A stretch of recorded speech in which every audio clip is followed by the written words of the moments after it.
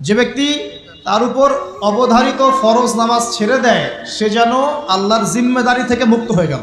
আল্লাহর কোনো জিম্মেদারি নাই তার উপর। 90% মুসলিমের দেশে এটা খুবই দুঃখজনক যে আমাদের মধ্যে বেশিরভাগ মানুষ 5 ওয়াক্ত নামাজ পড়ে না। শুধু বড় গলায় কি 90% মুসলিম বললে হবে? যখন 90% মুসলিমের দেশের 100% মুসলিম 5 ওয়াক্ত নামাজ পড়বে, ইসলাম এমনি এমনি প্রতিষ্ঠা হয়ে যাবে ইনশাআল্লাহ তাআলা। যখন মুসলিম কান্ট্রির বেশিরভাগ মানুষই নামাজি হবে, ইনশাআল্লাহ আল্লাহর জমিনে আল্লাহর দিন প্রতিষ্ঠা হয়ে যাবে ইনশাআল্লাহ। আমরা যদি নামাজ আদায় না করি, দিন কি প্রতিষ্ঠা হবে ভাই? আমরা তো আমাদের দেহের উপরেই দিনটা প্রতিষ্ঠা করতে পারলাম না। পরিবারে করব কিভাবে, সমাজে কিভাবে করব, আর বিশ্বে কিভাবে করব? তবে আলোচনার একটা উদ্দেশ্য বলে দিয়ে থাকি, আগেই বলে দিই। ইসলাম দিয়ে পৃথিবী শুরু হয়েছে, নবী দিয়ে সভ্যতা শুরু হয়েছে। ইসলাম দিয়েই পৃথিবী শেষ হবে, নবী দিয়েই সভ্যতা শেষ হবে ইনশাআল্লাহ। শুরু হয়েছে আদম আলাইহিস সালামকে দিয়ে এবং শেষ হবে ইনশাআল্লাহ তাআলা নবী ঈসা আলাইহিস সালামকে দিয়ে। এই কথাটা মাথায় রাখবেন। ইহুদিরা অপেক্ষা করে বসে আছে।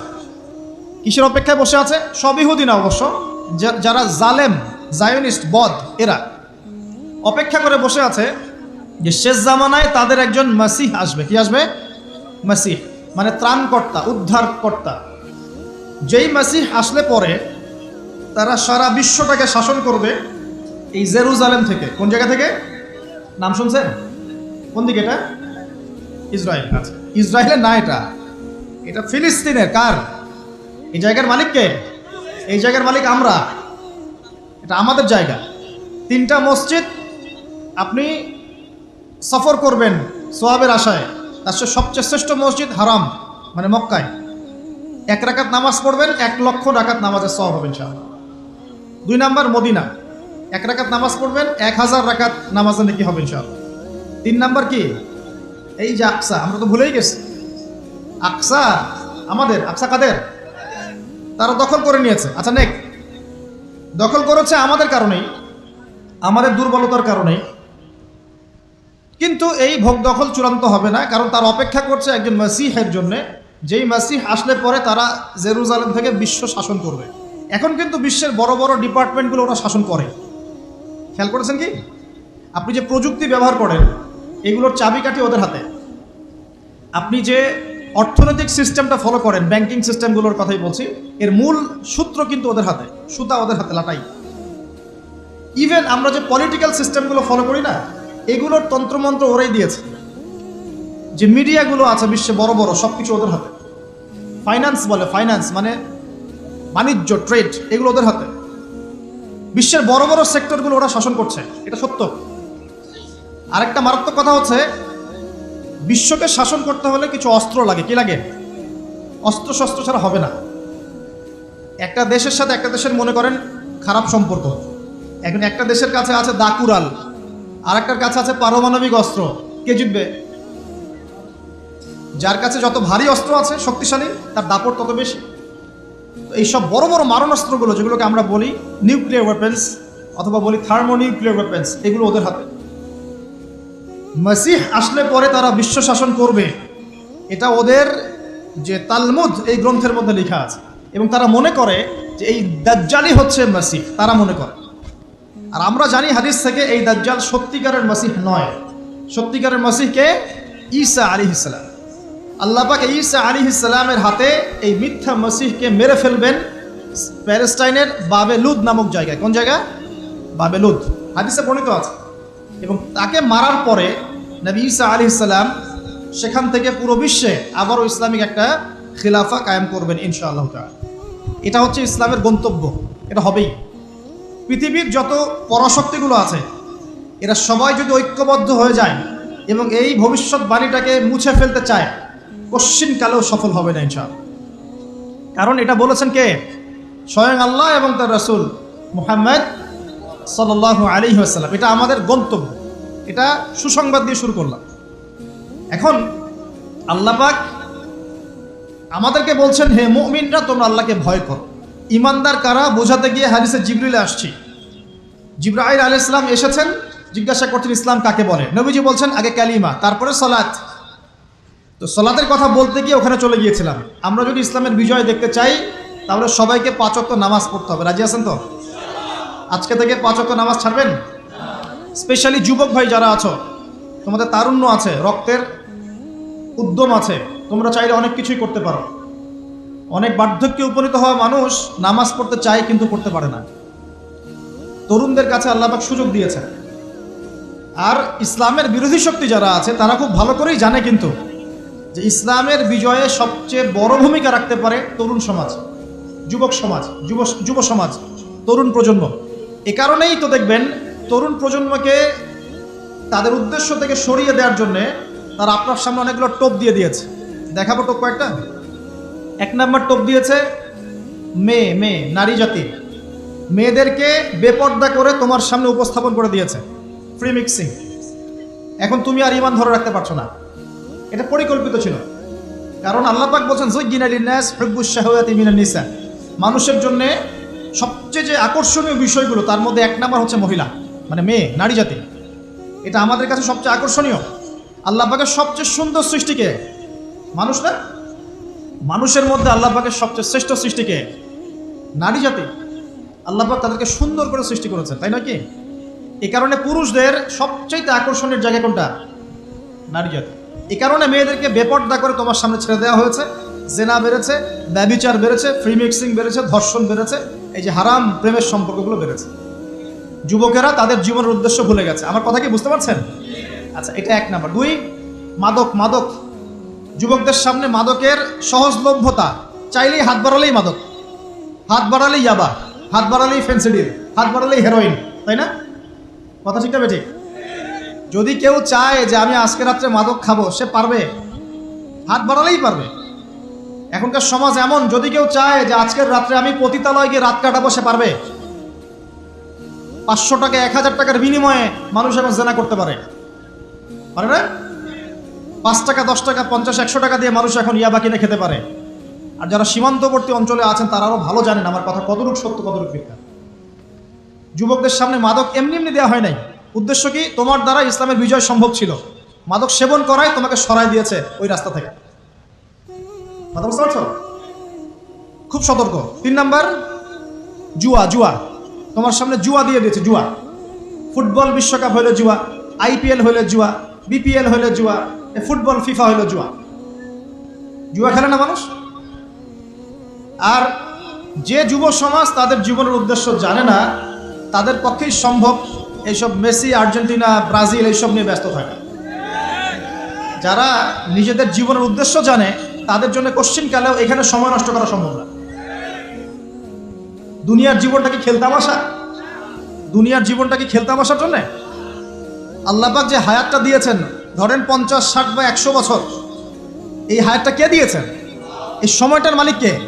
তাহলে আল্লাহ যদি সময়ের মালিক হয়, আমি কেন সময় 1 ঘন্টা অপচয় করবো ওখানে বসে বসে? এই সময়টাকে আমার নাকি? সময়টা আমার বাপের নাকি? সময়টা কার? আল্লাহর দেওয়ার সময় আমি টিভি সেটের সামনে বসে বসে 1.5 ঘন্টা নষ্ট করে ফেললাম। খেললো 2টা দল আর তালিবা আছে, আমি মাশাআল্লাহ। কালকে দেখলাম কক্সবাজার থেকে আসার সময় রাস্তা ব্লক, পুরা একটা দল জিতেছে, পুরো রাস্তা ব্লক, হাঁটা যাচ্ছে না, মিছিল, পাগলের মতো মানুষ মোটরসাইকেলে ছুটছে, গাড়ি নিয়ে ছুটছে, সিগারেট খাচ্ছে, আরো যে কি খাচ্ছে, মেয়ে নিয়ে ঘুরছে, আর একটা পতাকা নিয়ে ঘুরছে। যে দেশের পতাকা নিয়ে ঘুরছে ওই দেশ জানেও না মনে হয় যে এই দেশে এই আমার সাপোর্টার আছে। হ্যাঁ, আর খেয়াল করে দেখবেন এই আয়োজনগুলো এখন করানো হচ্ছে মুসলিম দেশগুলোকে দিয়ে। মানে মুসলমানদের অবস্থা দেখলে এখন মনে হচ্ছে সুবহানাল্লাহ, যে হারাম একটা কাজকে জায়েজ করার যে কত তরিকা বের হয়েছে। এখন একটা মুসলিম কান্ট্রি জিতেছে, মানে ভাবখানা এমন যে এই জেতার ফলে আমরা ইসলামী খেলাফত কায়েম করে ফেলেছি। ভাবখানা এমন যে কুফফারদের সাথে মনে হয় যুদ্ধ জিহাদ করে বিশ্বের বুকে ইসলাম কায়েম করে ফেলেছে। ভাবখানা এমন।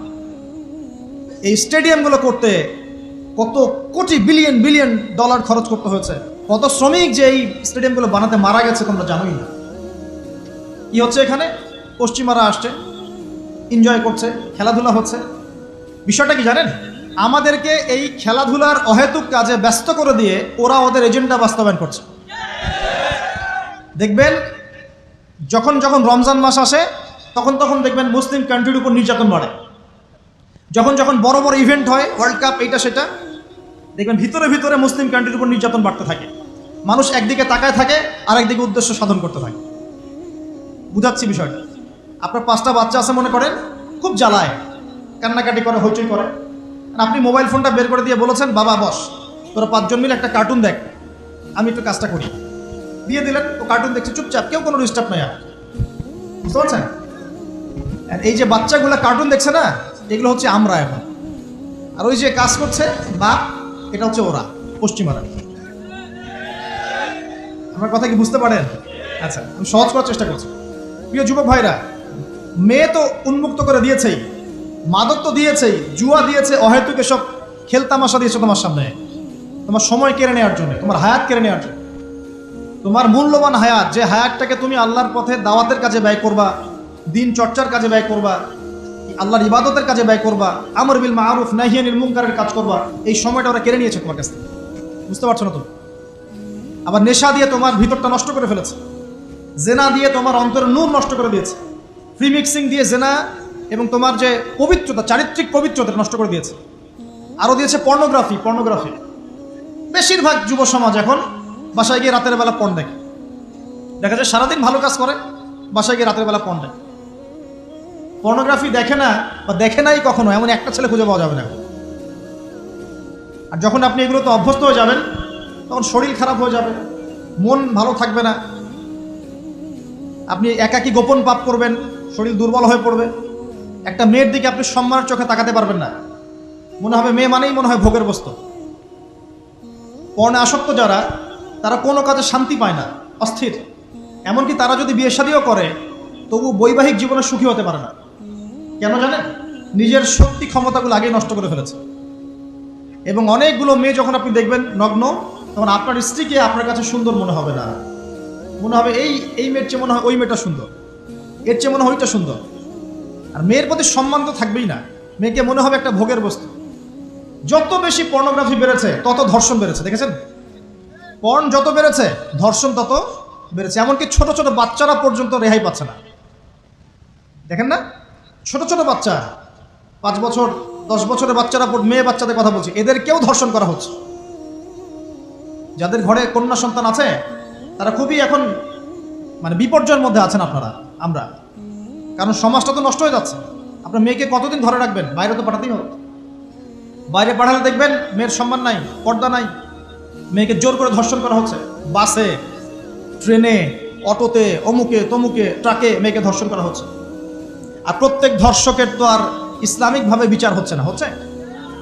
যদি একটা এলাকায় ধর্ষণ হতো আর ধর্ষককে জনসমক্ষে ডেকে ফাঁসি দেওয়া হতো না, তাহলে দেখতেন যে ওই এলাকায় ধর্ষণ বাড়তো না, কমে যেত।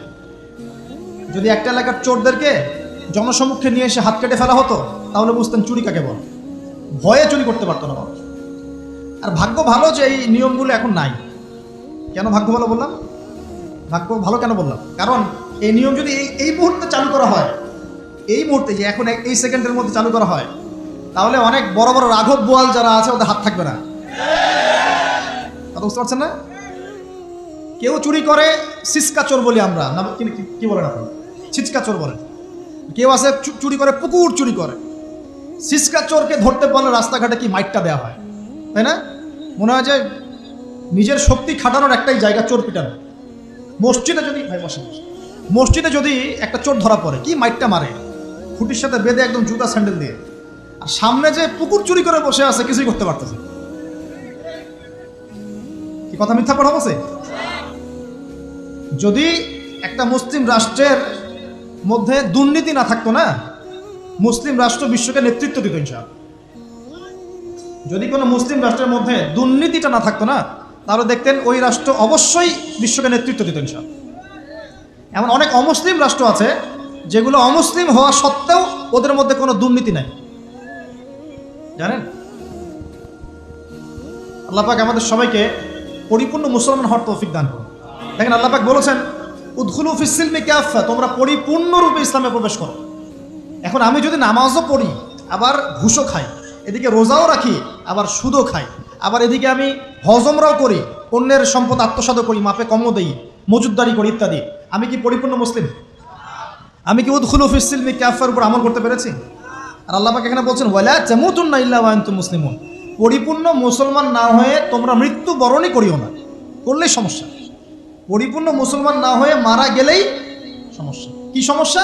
ওই যে আল্লাহ পাক বলবেন মান রব্বুক, বলবে লা আদরি, আমি তো জানি না, কারণ পরিপূর্ণ মুসলমান হয়নি তো, আল্লাহর সাথে শিরিক করেছে। আল্লাহ পাক বলবেন মা দীনুক, বলবে লা আদরি, আমি জানি না। মা দীনুক উত্তর কেমন করে দিতে পারবে? ইসলামের কিছু অংশ মানে, কিছু অংশ মানে না। ইসলামের কিছু অংশ মানে, নামাজ, রোজা, হজ, যাকাত, তাসবিহ, তাহলিল সবই মানে, কিন্তু সুদ ছাড়তে হবে, ঘুষ ছাড়তে হবে, জেনা করা যাবে না, মদ খাওয়া যাবে না, দুর্নীতি করা যাবে না, মানে না। তাহলে মা দীনুক কি উত্তর দিবে? মান নবিয়ুক, কে নবী? উত্তর কিভাবে সম্ভব?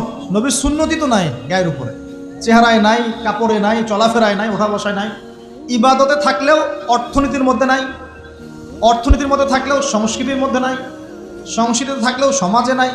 নবীর সুন্নত কি খালি ঘরে তসবিহ টেপার মধ্যেই? মানে আমরা খালি সুবহানাল্লাহ সুবহানাল্লাহ পড়বো এটাই সুন্নত, দাড়ি ছেড়ে দিব এটাই খালি সুন্নত, টাকনোর উপরে কাপড় পরবো এটাই কি খালি সুন্নত? সমাজের মধ্যে সুন্নত নাই, অর্থনীতির মধ্যে সুন্নত নাই, ব্যবসা বাণিজ্যের সুন্নত নাই, চাকরি বাকরিতে সুন্নত নাই, পরিবারের সুন্নত নাই, সংস্কৃতির মধ্যে সুন্নত নাই, আর রাষ্ট্রের কথা বললাম না, ওটা বাদ দেন, ওটা এই যুগে সম্ভব না। ইল্লা মাশাআল্লাহ, যদি আল্লাহ পাক না চান। ওইদিকে আমি কথাই বলতে চাচ্ছি না, আমি সমাজ পর্যন্তই আছি, আর এর উপর যাচ্ছি না। তো প্রিয় ভাইরা, যুবক ভাইদের কথা বলে আমি সামনে যাব। এক নাম্বার কি বলেছি, তোমরা সতর্ক থাকবে মেয়ে থেকে। কি থেকে? মেয়ে থেকে 100 হাত দূরে, 100 হাত। মানে আমি বলি, পরামর্শ দেই, আমি তোমাদের ভাইয়ের মতো, ছোট হই আর বড় হই, আর আমাকে এইসব আল্লামা শায়েখ এইসব বলার দরকার নাই। আমি একদম তালেবে ইলম, এখানে বড় বড় অনেক আলেম ওলামায়ে কেরাম আছেন, আমি খুব বিব্রত বোধ করছি কথা বল। আমি জানি যে হকপন্থী ওলামায়ে কেরাম যারা, তারা আমাদের মতো অনলাইনেও আসেন না, এই ফেসবুক ইউটিউবে ভিডিও পাবেন না, এমনও আলেম বাংলাদেশে আছেন জানেন, যারা বহু আলেম তৈরি করছেন, মাদ্রাসা খেদমত করছেন। তো তাদের সামনে আমাদেরকে যখন এইভাবে টাইটেল দেন, লজ্জা লাগে, বিব্রত বোধ করি। শেখার কোনো শেষ নাই। আমি একসময় মনে করতাম যে, আমি যখন ইন্টারমিডিয়েটের পর থেকে চর্চা করা শুরু করছি, অনার্স মাস্টার্স পর্যন্ত, মনে করছি যে হ্যাঁ, মনে হয় ইসলাম সম্পর্কে ভালোই জানছি। তারপর যখন কওমি আলেমদের কাছে পড়তে শুরু করলাম, বলি এগুলো ভিতরের কথা, খোলামেলা বলি, গল্প করছি আপনাদের সাথে, রাগ করছেন নাকি?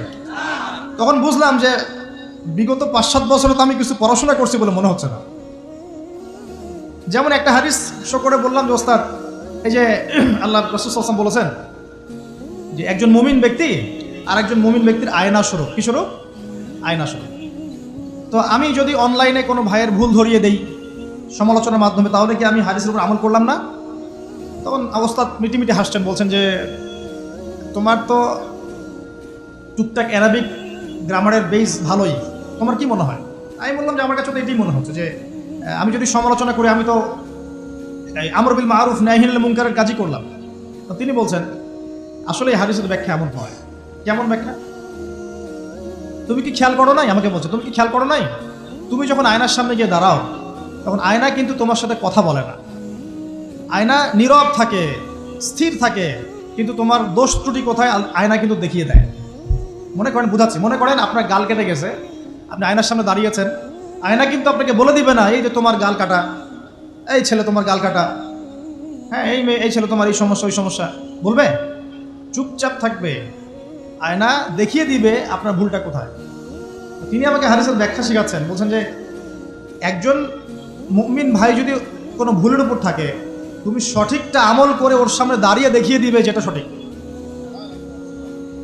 বুঝলাম, যতদিন যাচ্ছে আমি বুঝতে পারছি যে আসলে এই জ্ঞানের সমুদ্র যে কত গভীর, 100 বছর হায়াত দিলেও মনে হয় শেষ করতে পারবো না।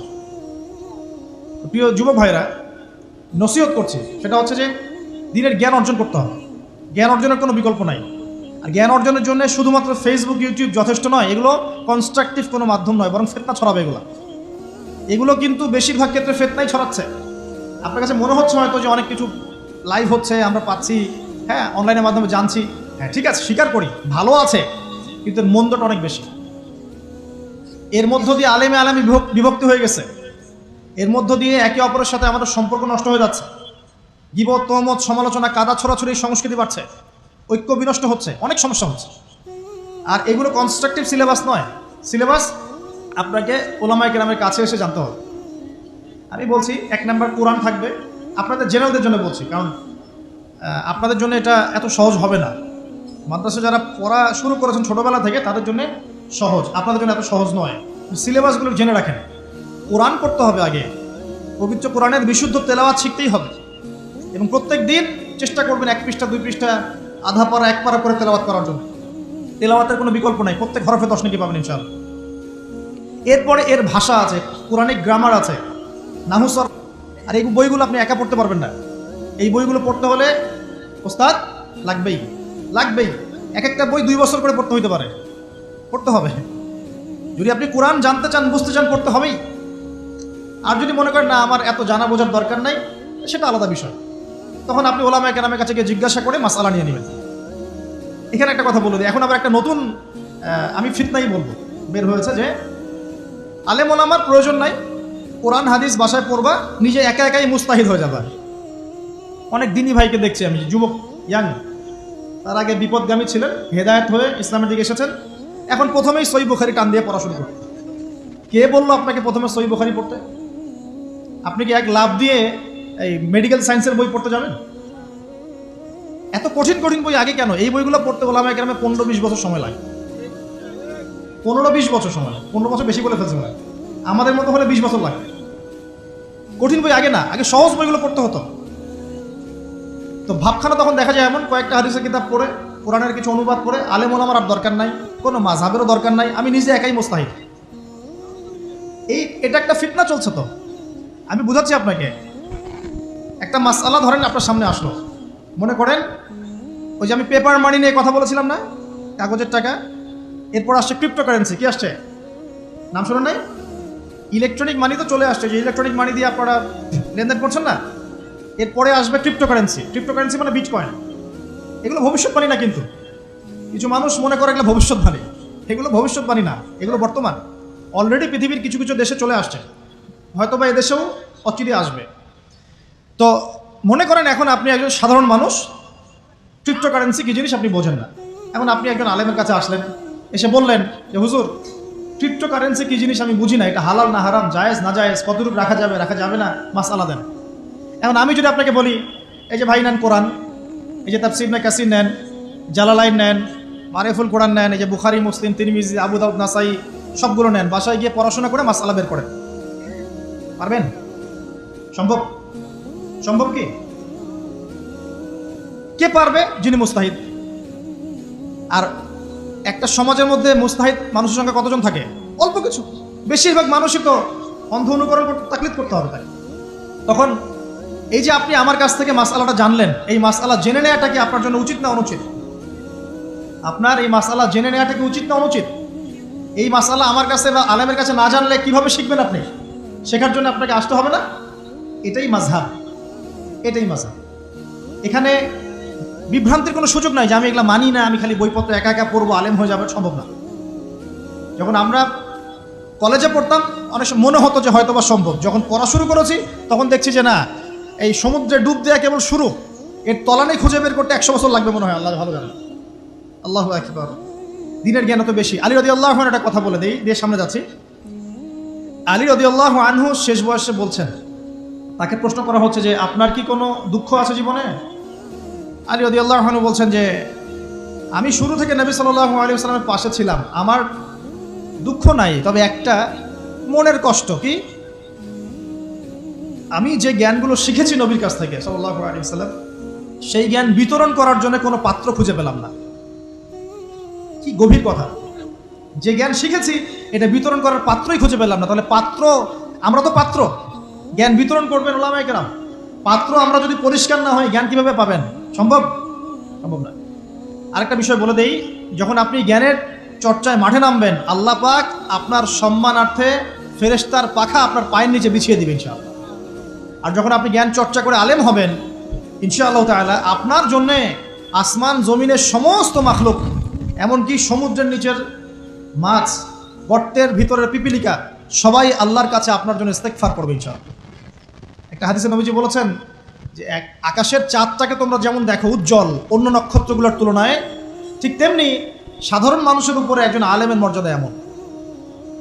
তো প্রিয় ভাইয়েরা, যুবক ভাইদেরকে বলছি, স্পেশালি আজকের লেকচারটা স্পেশালি তোমাদের জন্যই, যে এই ফাঁদগুলো থেকে বেঁচে থাকবে এবং এলেম অর্জন করবে। এলেম অর্জনের কোনো বিকল্প নয়, এবং এলেম অর্জনের জন্য সিলেবাস লাগবে। আর অনেক বইপত্র একা একা পড়তে পারবে না, আলেম ওলামাদের সংস্পর্শ লাগবেই, অন্যথায় পারবে না। এর পাশাপাশি আপনি সিরাতের বই পড়বেন, ইতিহাস পড়বেন, ইসলামিক অর্থনীতি পড়বেন, হ্যাঁ, ভূরাজনৈতিক প্রেক্ষাপটের বইগুলো পড়বেন, এগুলো ঠিক আছে। এবং জেনারেল লাইনে যেখানে পড়াশোনা করছেন, এই পড়াশোনাও কন্টিনিউ করবেন, এবং আপনার প্রতিভা দিয়ে আপনার জায়গা থেকেই ইসলামের খেদমত করবেন ইনশাআল্লাহ। পারা যাবে না? আল্লাহ তৌফিক দান করুন। যুবক ভাইদের সামনে এই ফাঁদ কেন? ফাঁদ কারণ যুবক ভাইরা যদি জীবনের উদ্দেশ্য জেনে ফেলে এবং ইসলাম প্রতিষ্ঠার কাজে আত্মনিয়োগ করে, তাহলে কুফফার শক্তি পালানোর জায়গা খুঁজে পাবে না ইনশাআল্লাহ। প্রিয় ভাইরা, আল্লাহ রাব্বুল আলামিন বলছেন মুমিনদেরকে, হে মুমিনরা, তোমরা আল্লাহকে ভয় করো। দেখুন, 6টা পিলারে বিশ্বাস না করা পর্যন্ত কেউ মুমিন হয় না। কয়টা পিলার? 1 নাম্বার হচ্ছে আল্লাহর প্রতি বিশ্বাস, 1 নাম্বার আল্লাহর প্রতি বিশ্বাস। 2 ফেরেশতা মণ্ডলীর প্রতি বিশ্বাস। 3 আসমানি কিতাব সমূহে বিশ্বাস। 4 নবী রসুলগণের প্রতি বিশ্বাস। 5 পরকালের প্রতি বিশ্বাস। এবং 6 তাকদীরের ভালো মন্দের প্রতি বিশ্বাস। এই 6টা পিলারকে মনে বিশ্বাস করতে হয়, মুখে স্বীকৃতি দেওয়া লাগে, এবং কাজেও বাস্তবায়ন করতে হয়, তারপর আপনি মুমিন হবেন ইনশাআল্লাহ। আল্লাহ পাক বলছেন আমাদেরকে, এই মুমিনদেরকে, তোমরা আল্লাহকে ভয় করো, ভয় করার মতো ভয় করো। এটার ব্যাখ্যা কি? ভয় করা মানে কি? শুধু নেক আমল করা মানেই আল্লাহকে ভয় করা নয়। আল্লাহ পাকের যত নিষেধ আছে, এই নিষেধগুলো ছেড়ে দেওয়ার নাম হলো আল্লাহকে ভয় করা। যদি আমি নামাজ পড়ি, প্রমাণিত হবে না যে আমি আল্লাহকে ভয় করি। হারাম ছেড়ে নামাজ পড়েন, হালাল খেয়ে নামাজ পড়েন, প্রমাণ হবে আপনি আল্লাহকে ভয় করেন। নামাজ পড়াটা একটু সহজ কাজ, কিন্তু এই হারাম রিজিক ছেড়ে দেওয়া এত সহজ কাজ নয়। রোজা রাখা সহজ কাজ তুলনামূলক, কিন্তু সুদ ঘুষ ছেড়ে দেওয়া এত সহজ কাজ নয়। তাসবিহ তাহলিল করা সহজ কাজ, কোরআন তেলাওয়াত করাও সহজ কাজ তুলনামূলক, কিন্তু ওই বোনের সম্পত্তি তাকে ফিরিয়ে দেওয়া এত সহজ নয়। অন্য মুসলিম ভাইয়ের মান সম্মান রক্ষা করা এত সহজ নয়।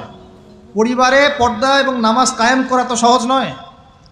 এবং এই সুদ ঘুষ দুর্নীতি অন্যের সম্পদ আত্মসাৎ থেকে বের হয়ে আসা এত সহজ নয়। তাকওয়া মানে কি? পরিপূর্ণরূপে ইসলামে প্রবেশ করা, আল্লাহ পাকের যাবতীয় হুকুম আহকাম মেনে চলা, আদেশও এবং নিষেধও। আল্লাহ পাক বলছেন শেষে, ওয়ালা তামুতুন্না ইল্লা ওয়া আনতুম মুসলিমুন। একজন নবীর কথা খালি বলবো, বিশৃঙ্খলা করেন না, একটু ধৈর্যের সাথে বসেন। আমরা খুব লম্বা আলোচনা করবো না, একটু বসেন, শেষ করে দিচ্ছি আস্তে আস্তে। আর যদি কারো কোনো প্রশ্ন থেকে থাকে, এভাবে চিরকুট আকারে আমাদের এখানে দিতে পারেন ইনশাআল্লাহ। মুসলিম না হয়ে মৃত্যুবরণ করো না। আল্লাহ পাকের কালাম পবিত্র কোরআনের মধ্যে সূরা হজ নামে একটা সূরা আছে। এখানে আল্লাহ পাক সূরা হজের মধ্যে ইব্রাহিম আলাইহিস সালামের কথা বলছেন যে হুয়া সাম্মাকুমুল মুসলিমিন। ইব্রাহিম আলাইহিস সালাম সেই নবী যিনি তোমাদের নাম মুসলিম দিয়েছেন। কি দিয়েছেন? আচ্ছা, ইব্রাহিম আলাইহিস সালামের 2টা ঘটনা বলবো খালি, আমি আপনাকে ইসলাম দেখাচ্ছি কি জিনিস। দেখুন, তার স্ত্রীকে আল্লাহ পাক বলছেন রেখে আসো, হাজেরা আলাইহিস সালামকে রেখে আসো মক্কার কাবা ঘরের কাছে, যেখানে কোনো মানুষ নাই, কোনো খাবার পানি কিচ্ছু নাই, সাথে ছোট সন্তান ইসমাইল। দেখেন, রেখে আসার সময় কিন্তু ইব্রাহিম আলাইহিস সালাম আল্লাহকে বলেন নাই যে আল্লাহ আমি আমার স্ত্রী সন্তানকে ওখানে কেন রেখে আসবো, এর পিছনে যুক্তি কি, এর পিছনে বিজ্ঞান কি, এর পিছনে দর্শন কি জিজ্ঞাসা করেছিলেন? আল্লাহ পাক বলেছেন সামি'না আতা'না। সন্তান বড় হয়েছে, আল্লাহ পাক বলছেন তাকে জবাই করতে হবে। তিনি সন্তানকে গিয়ে বলছেন ইয়া বুনাইয়া ইন্নী আরা ফিল মানামি আন্নী আযবাহুক, আমি স্বপ্নে দেখছি তোমাকে জবাই করছি, ফানজুর মাযা তারা, তোমার কি রায় আমাকে বলো। সন্তান বলছে এবার ইয়া আবাতি, হে আমার আব্বা, ইফআল মা তু'মার, আপনাকে যে আদেশ করা হয়েছে সে আদেশ আপনি পালন করেন। সাতাজিদুনি ইনশাআল্লাহু মিনাস সাবিরিন, ইনশাআল্লাহ আপনি আমাকে ধৈর্যশীল পাবেন। কে বলছে এটা? ইসমাইল। ইসমাইলের মধ্যে কি এখনকার তরুণদের জন্য আদর্শ নাই? যে বয়সে ইসমাইল আলাইহিস সালাম বলছেন আব্বা আমাকে জবাই করে দেন, কোনো সমস্যা নাই, ইনশাআল্লাহ আপনি আমাকে ধৈর্যশীল পাবেন, ওই বয়সের আমাদের তরুণ প্রজন্ম টিকটক প্রজন্ম, ওই বয়সে আমাদের তরুণ প্রজন্ম কিশোর গ্যাংয়ে যোগ দিয়েছে, জেনা করেছে, মাদক খাচ্ছে, জুয়া খেলছে, এই যে জার্সি গাইতে ঘুরে বেড়াচ্ছে। দেখেন, এই ওয়াজে আসার সময় দেখলাম যে কিছু ছেলে দাঁড়িয়ে আছে ওখানে। কি হচ্ছে ওখানে দাঁড়ায়? বক্তা এখন আসে নাই, সিগারেটের প্যাকেট থেকে সিগারেট বের করে টান দিচ্ছে ওখানে। বক্তা তখন আসেন, টান দিয়ে যায়, তারপর বসে। মাদক বলতে কি বোঝো তোমরা? খালি গাঁজা, ইয়াবা, ফেন্সিডিলি মাদক? সিগারেটটা মাদক না? এই জর্দা খাই, এটা কি মাদক না? এগুলো মাদকের মধ্যে পড়ে।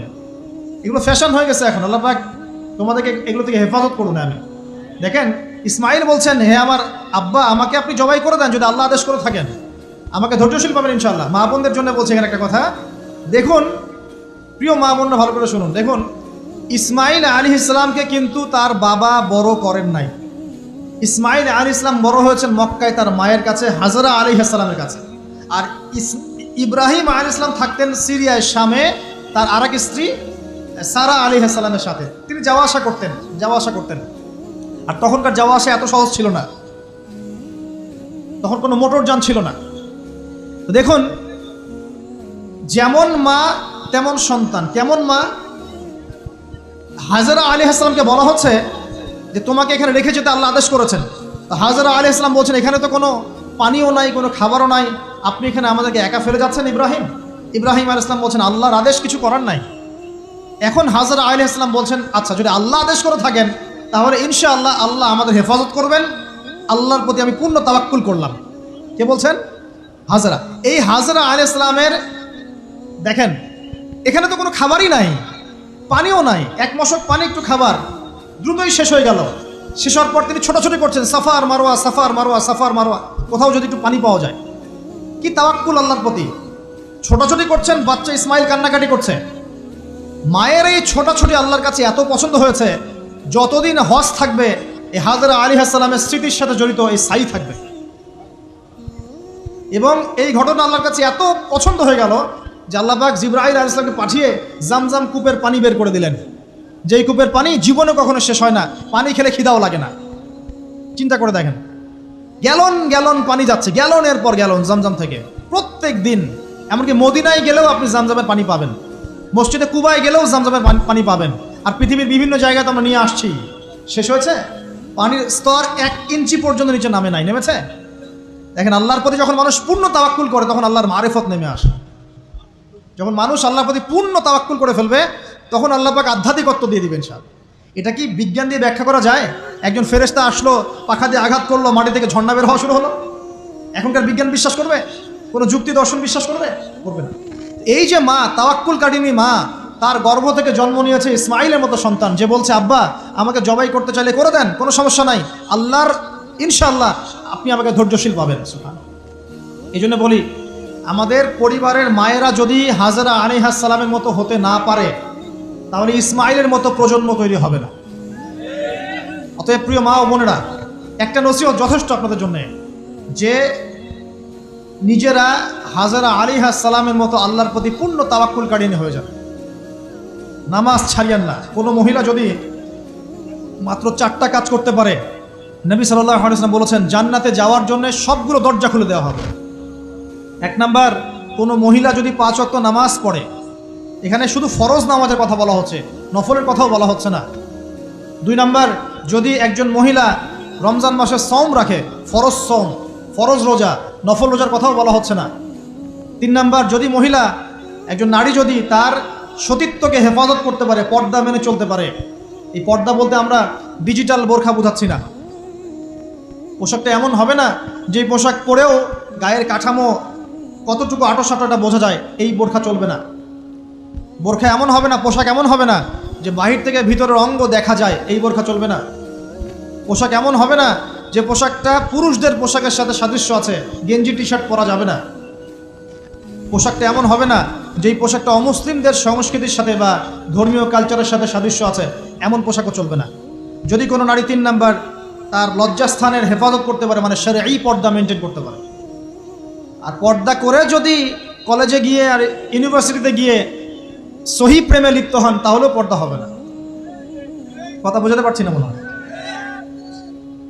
পর্দা করেও যদি ইউনিভার্সিটিতে গিয়ে গ্রুপ স্টাডি করতে হয় গায়রে মাহরামের সাথে, এই পর্দাও চলবে না। পর্দা মানে পর্দা করে যে দুলা ভাইয়ের সাথে কুটুস গল্প করা শুরু করেন, ইডিস পিডিস, চলবে না পর্দা। দেবর আর ভাবি, এখন দেখেন না, দেবর ভাবি, শালি দুলা ভাই, চাচাতো ভাই চাচাতো বোন, কোন জায়গায় সমাজ গিয়েছে জানেন? এমনও নিউজ বাংলাদেশে এসেছে, নাউজুবিল্লাহ বলতে রুচিতে বাঁধে, যে বাবা মেয়ের সাথে পর্যন্ত জেনা করে ফেলেছে। এই ঘটনা জানেন না? বাংলাদেশে একাধিক ঘটনা ঘটেছে। আস্তাগফিরুল্লাহ, ইন্না লিল্লাহি ওয়া ইন্না ইলাইহি রাজিউন। কোন যুগে আছেন চিন্তা করেন। কেউ কারো থেকে বাদ না, শিক্ষকের সাথে ছাত্রী, ছাত্রর সাথে শিক্ষিকা, বস আর কলিগ, মহিলা কলিগ বস, মহিলা বস, পুরুষ কর্মচারী, হ্যাঁ অমুক কর্মকর্তা, তমুক কর্মকর্তা। মাঝখানে একটা সিসিটিভির ফুটেজ ফাঁস হয়ে গেল, দেখলেন না কি হইল? মনে আছে? ভুলে গেছেন মনে হয়। একটা টাইটেল, একটি সিসি ক্যামেরা সারা জীবনের কান্না, মনে নাই? ভুলে গেছেন আপনারা? হ্যাঁ এই যে মনে আছে। তো কে কার থেকে বাদ? ফুফাতো ভাই, চাচাতো বোন, হ্যাঁ খালাতো বোন, খালাতো ভাই, মানে কাজিন, দেবর ভাবি, শালাদুলা ভাই, শালিদুলা ভাই, সব দেখবেন জেনা করতেছে না? পরকিয়া তো নিত্যদিনের ব্যাপার। পরকিয়া না করলে এখন পেটের ভাতই হজম হয়। বাসায় একটা স্ত্রী আছে, বাইরে 3-4টা মেয়ের সাথে টাঙ্কি মেরে বেড়াবে, কোনো সমস্যা নাই। সমস্যা কোথায় বলি? সমস্যা হচ্ছে যদি আপনার স্ত্রী থাকে একজন নেককার বা সতীসাধী নারী থাকে, এবং তার পারমিশন নিয়ে যদি আপনি আরেকটা বিয়ে করতে যান, সমস্যা আছে। হালালভাবে বিয়ে করলে সমস্যা, বাইরে টাঙ্কি মেরে বেড়াবেন, কোনো সমস্যা নেই। বাসায় একটা স্বামী আছে, বাইরে আরও 2-4টা ছেলের সাথে ফোনে কথা বলে, কোনো সমস্যা নেই। আমরা এখন কি করি জানেন? আমরা জেনাকে প্রমোট করি, নগ্নতাকে প্রমোট করি, আর বিয়ে হালাল জিনিসগুলোকে আমরা ঢেকে দিই, বাধা দিই। বিয়ে করতে চান দেখবেন বাধা পাবেন, জেনা করতে চান বাধা পাবেন না। হ্যাঁ বিশ্বাস করছেন না? বিয়ে করতে যে দেখেন খালি কত বাধা আসে, আর জেনা করতে চান কোনো বাধা নেই, মদ খাইতে চান কোনো বাধা নাই। লিগ্যাল কিছু পতিতালয় আছে আমাদের দেশে, লিগ্যাল, এবং তাদেরকে পতিতা বললেও মানুষ রাগ করে। এখন বলতে হবে যৌনকর্মী, সেক্স ওয়ার্কার। কেন? তাদের যদি এতই সম্মান দেওয়ার ইচ্ছা থাকে আমাদের, আমরা কি ওদেরকে হালাল কোনো কর্মসংস্থান দিয়ে এই পাপের পথ থেকে ফেরাতে পারি না? ঠুনকো আবেগ দেখাও মিয়া, বাইরে খালি কিছু টাকা পয়সা ইনভেস্ট করে একটা প্রজেক্ট হাতে নিয়ে এই মেয়েদেরকে, মহিলাদেরকে যদি একটা ভালো কর্মসংস্থানের ব্যবস্থা করে, ওরা কি জেনা করবে নাকি? ও তো টাকার জন্য করে, পেটের দায়ে করে। কোনো মেয়ে কি চায় নিজের ইজ্জত মানুষের কাছে বিক্রি করতে? কোনো মেয়ে চায় না। প্রিয় দিনী বোনেরা, পোশাক এই 4টা মূলনীতি মেনে চলবেন। পোশাক এমন হবে না, আটো পোশাক চলবে না, পাতলা পোশাক চলবে না, বাইরে থেকে ভিতর দেখা যায়। পুরুষের পোশাক চলবে না, এবং অমুসলিমদের সাদৃশ্য আছে এমন পোশাক চলবে না। আপনি বাসায় কি পোশাক পরে থাকেন, আমরা এখানে তো কোনো রকম ইন্টারফেয়ার করতে যাচ্ছি না। বাইরে যদি গায়রে মাহরামদের সাথে বের হন, সামনে বের হন, তাহলে অবশ্যই আপনাকে এই পর্দা মেনটেন করে আসতে হবে। এটা ইসলামিক লস। আল্লাহর আইন যদি আপনি না মানেন, আপনার কবর আপনার, আমার কবর আমার। ফাযাক্কির ইন্নামা আনতা মুযাক্কির, উপদেশ দাও তুমি, শুধু উপদেশদাতা। লাস্তা আলাইহিম বিমুসাইতির, তুমি কারো প্রতি দারোগা নও। আমাদের দায়িত্ব জাস্ট প্রচার করা। বাল্লিগু আন্নী ওয়ালাউ আয়া, একটা আয়াত জানলেও খালি প্রচার করে দাও, দ্যাটস অল। ফাযাক্কির ইন নাফাআতিদ যিকরা, তুমি উপদেশ দাও যদি উপদেশ কোনো কাজে আসে। প্রিয় ভাইয়েরা, বন্ধুদের কথা বলতে এখানে এসেছিলাম। একটা মেয়ে 4টা কাজ করলে জান্নাতে চলে যাবে ইনশাআল্লাহ। 5 ওয়াক্ত নামাজ, ফরজ নামাজ, 2 রমজান মাসের সওম, 3 নাম্বার লজ্জাস্থানের হেফাজত, আর 4 নাম্বার স্বামীর আনুগত্য। স্বামীর কি দেখেন, ফ্যামিলিস্ট মেয়েরা বলবে স্বামীর দাসত্ব। দাসত্ব আনুগত্য এক জিনিস নয়, মনে থাকবে। দাসত্ব আনুগত্য এক জিনিস নয়। আনুগত্য মানে কি? আনুগত্য মানে আপনার স্বামী আপনাকে কোরআন সুন্নাহর মতো চালানোর চেষ্টা করছে, আপনি এটা ফলো করবেন, আনুগত্য। আর আপনার স্বামী যদি আপনাকে কোরআন সুন্নাহর বাইরে যদি বলে যে আসো, অফিসের কলিগরা আসছে, আমার টেবিলে খাবার পরিবেশন করো, যাবেন না আপনি, আনুগত্য করবেন না। আপনার স্বামী বলছে যে সুন্দর করে সাজুগুজু করো তো, আজকে ঘুরে আসি সাজেক, ঠিক আছে, বাইকের পিছনে বসে আপনাকে নিয়ে যেতে যাচ্ছে, আপনি যাবেন না, বলবেন যে এরকম সাজুগুজু করে গায়রে মাহরামদের সামনে যাওয়া জায়েজ নাই। আনুগত্য কি? কোরআন সুন্নাহ সমর্থিত কাজে আপনি স্বামীকে ফলো করবেন, আনুগত্য। স্বামী যদি এমন কোনো আদেশ করে যে আদেশটা কোরআন সুন্নাহর বাইরে যায়, আপনি এখানে কোনো আনুগত্য নাই। একটা হাদিস আছে, লা তুআতা লি মাখলুক ফি মা'সিয়াতিল খালিক, মানে স্রষ্টার অবাধ্যতায় সৃষ্টির কোনো আনুগত্য নাই। আল্লাহর অবাধ্যতায় সৃষ্টির কোনো আনুগত্য নাই। প্রিয় ভাইয়েরা, একটা আয়াত আমাদের জন্য যথেষ্ট হবে ইনশাআল্লাহ। মুমিন আমরা মুমিন না? আল্লাহ বিশ্বাস করি কি না? ফেরেশতায় বিশ্বাস করি না? নবী রাসূল আসমানি কিতাবে, পরকাল, তাকদীরে বিশ্বাস করি তো? আমরা সবাই ইসলামের বিজয় চাই কি না? আমরা সবাই পরিপূর্ণ মুসলমান হতে চাই কি না? আমরা চাই কি না যে আমাদের সাথে সাথে আমাদের পরিবারটাও জান্নাতে যাক? এবং আমরা চাই কি না যে আমাদের সমাজটাও ইসলামের আলো আলোকিত হোক? চাই কি না? যদি চাই, প্রিয় ভাইয়েরা, আমার 10টা নসিহত। কয়টা? 10টা, জাস্ট 10টা লাইন বলবো, আর আপনাদের ধৈর্য নষ্ট করছে না। 1, জ্ঞান অর্জনের যে কথা বলেছি, জ্ঞান শুধু অর্জন নয়, জ্ঞানের বিপ্লব ঘটাতে হবে। পারবেন ইনশাআল্লাহ? যে যেখানে পড়াশোনা করছেন করেন, কিন্তু ইসলামিক পড়াশোনা বাদ দিয়ে নয়। দিনের জ্ঞান আগে অর্জন করতে হবে, বাল্য বয়সে অর্জন করতে হবে। আল্লাহ তৌফিক দান করুন। 2 নাম্বার, প্রত্যেক দিন কোরআনকে সময় দিবেন। কি করবেন?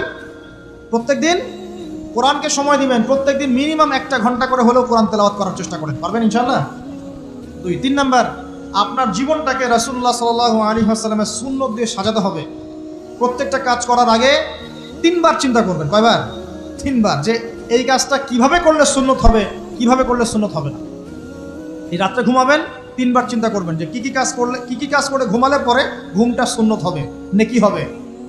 ওযু করবেন, সূরা ফালাক নাস ইখলাস পড়বেন, আয়াতুল কুরসি পড়বেন, সূরা বাকারার শেষে 2টা আয়াত পড়বেন, 33 বার সুবহানাল্লাহ, 33 বার আলহামদুলিল্লাহ, 34 বার আল্লাহু আকবার পড়বেন। ডান দিকে কাত হবেন, আল্লাহুম্মা বিইসমিকা আমুতু আহইয়া। ব্যাস। যদি 6 ঘন্টা ঘুমিয়ে থাকেন, 6 ঘন্টার প্রত্যেক সেকেন্ডে নেকি পাবেন ইনশাআল্লাহ। এর নাম সুন্নত। প্রতিটা কাজ সুন্নত মাফিক করতে হবে। একটা খালি কথা বলে দেই, শুধু একবার দরুদ পড়ে নাই, নবীর নাম শুনে দরুদ পড়ে নাই ইচ্ছাকৃতভাবে, তাকে নবীজি বলছেন সে ধ্বংস হোক। নবী বলছেন আমিন, মানে বদদোয়া হচ্ছে এটা। তাহলে সারা জীবন যে আমরা দাড়ি রাখছি না, টাকনোর নিচে কাপড় পরছি, হ্যাঁ, যে গোফ লম্বা করে একদম শুশুকের মতো রেখে দিয়েছি, কাটছি না, লেবাস ইসলাম না আসছে না, নামাজ পড়ছি না সুন্নাহ মোতাবেক জীবন করছি না, আমাদের কি হবে? আমরা কি নবী সাল্লাল্লাহু আলাইহি ওয়াসাল্লামের সুপারিশ পাবো? কবরে তাকে দেখালে উত্তর দিতে পারবো? পারবো ইনশাআল্লাহ। কখন? যখন আমরা পুরো জীবনটাকে নবীর সুন্নাহ মতো ঢেলে সাজাবো ইনশাআল্লাহ। সূরা আল ইমরানের মধ্যেই আছে, কুল ইন কুনতুম তুহিব্বুনাল্লাহ ফাত্তাবিউনি। আল্লাহ বলছেন, হে নবী বলে দিন, তোমরা যদি আমার ভালোবাসা চাও, আল্লাহকে পেতে চাও, তাহলে নবীকে অনুসরণ করো, আমাকে অনুসরণ করো। আল্লাহ পাক কি করবেন? ইউহিব্বুকুমুল্লাহ, আল্লাহ পাক তোমাদেরকে ভালোবাসবেন। ইয়াগফির লাকুম যুনুবাকুম, আল্লাহ পাক তোমাদের সমস্ত গুনাহ মাফ করে দেবেন ইনশাআল্লাহ। আল্লাহু গফুরুর রহিম। 3 নাম্বার বলেছি, ভাই নবীর সুন্নাহ মতো জীবন করেন। 4, একটা হালাল রিজিক অন্বেষণ করেন, হারামে যাবেন না।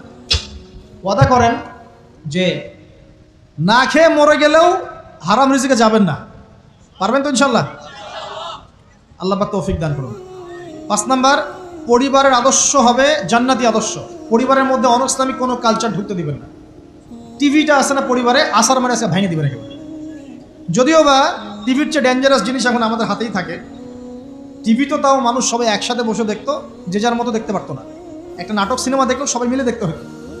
এখন তো ফোন, সবার ঘরে ঘরে একটা পৃথিবী, সবাই ঘরে ঘরে যে যার মতো দেখছে। আর টিভি ভেঙে আর কি করবো? বাদ দেন, থাক, টিভি আর ভেঙে করবে। আচ্ছা, আর পরিবারে পর্দা থাকতে হবে। ছোটবেলা থেকে সন্তানদেরকে কোরআনের শিক্ষা দেওয়া লাগবে, তালিম থাকতে হবে পরিবারে হালাল রিজিক থাকতে হবে। আরেকটা কথা বলি, পরিবারে মেয়েদের প্রতি, স্পেশালি মেয়েদের প্রতি নরম থাকবেন, কঠিন হয় না। কারণ আমার অভিজ্ঞতা থেকে বলছি ভাই, নারী জাতির প্রতি কঠিন হয়ে কোনো ফায়দা নাই। যত কঠিন হবেন তত সমস্যা। আর এই ব্যাপারে আপনার চেয়ে আমার অভিজ্ঞতা 1 ধাপ বেশি, মাত্র 1 ধাপ। আচ্ছা, 5টা। 6 নম্বর হচ্ছে ইসলামিক কিছু ফাউন্ডেশন বা অ্যাসোসিয়েশন গড়ে তোলার চেষ্টা করেন। এদের কাজ হবে ইসলামের সৌন্দর্যগুলো দিয়ে সমাজ সেবা করা। পারা যাবে না? ওই যে হিলফুল ফুজর নবী সাল্লাল্লাহু তৈরি করেছিলেন না? আচ্ছা, এটা শুধু ফাউন্ডেশন হতে হবে জরুরি না, এটা প্রতিষ্ঠানও হতে পারে, একটা মসজিদের উদ্যোগে হতে পারে, মাদ্রাসার উদ্যোগে হতে পারে, বা সামাজিক সংগঠনও হতে পারে, যার উদ্দেশ্য হচ্ছে ভালো কাজ করা। এই শীতকাল আসছে, এই শীতকালে আমরা ইনশাআল্লাহ তাআলা পুরো দেশব্যাপী, এই শীতকালে ইনশাআল্লাহ আমরা চেষ্টা করব পুরো দেশব্যাপী শীতার্ত মানুষের মধ্যে বিনামূল্যে কম্বল বিতরণ করার জন্য। পারা যাবে না ইনশাআল্লাহ? সমাজ কল্যাণমূলক কাজ করলে কি হবে জানেন? সমাজের মানুষের কাছে ইসলামের সৌন্দর্য ফুটে উঠবে এবং ওই হাদিসের উপর আমল হবে। যদি আপনি কোনো মুসলিম ভাইয়ের একটা কষ্ট দূর করে দেন, আল্লাহ পাক আপনার একটা কষ্ট দূর করে দেবেন ইনশাআল্লাহ। আপনি যতক্ষণ মুমিন বান্দা মুসলিম ভাইয়ের পাশে থাকবেন, আল্লাহ পাকও আপনার সাহায্যে আপনার পাশে থাকবেন ইনশাআল্লাহ। আল্লাহ পাক তৌফিক ইনায়াত করুন, আমিন। আর কি? আমর বিল মারুফ নাহি আনিল মুনকারের কাজ করবেন। প্রত্যেক মাসে কিছুটা সময় আল্লাহর রাস্তায় দেওয়ার চেষ্টা করেন। 1 দিন হোক, 2 দিন হোক, 3 দিন হোক, 7 দিন হোক, আপনি চেষ্টা করেন আল্লাহর পথে সময় দেওয়ার জন্য। এটা 7। 6টা বললাম না 7টা বললাম? 7টা বলছি। 8 নাম্বার, আলেম ওলামার সোহবত লাগবে। একা একা চলা যাবে না।